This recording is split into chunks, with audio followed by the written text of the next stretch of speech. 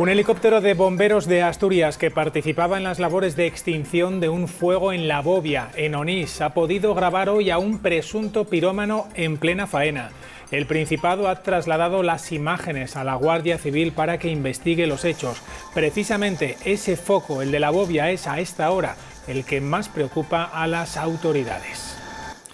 La situación ha mejorado, pero la meteorología ha dado una de cal y otra de arena. Ha comenzado a orvallar en algunas zonas, fundamentalmente en el occidente de Asturias, pero también se han registrado fuertes rachas de viento en zonas altas. Nos vamos en directo a la sede del 112, a La Morgal, para conocer los últimos datos. Max Álvarez, la lista de incendios sigue reduciéndose.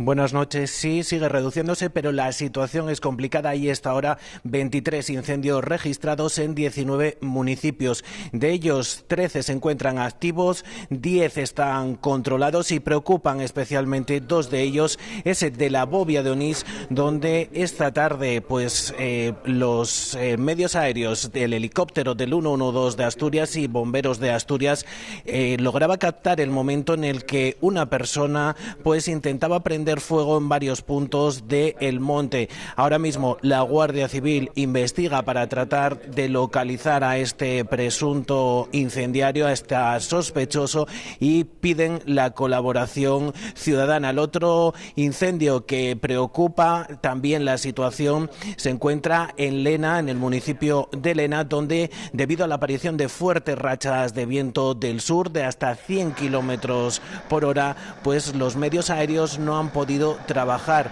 una dificultad que ha hecho también que muchos de los medios aéreos, casi la mitad de los medios aéreos, no hayan podido trabajar en la tarde de hoy. Pero como decimos, la situación es todavía preocupante. Para mañana el riesgo de incendio se sitúa en riesgo extremo y, como decimos, a esta hora se pide la colaboración ciudadana para tratar de localizar a ese presunto incendiario.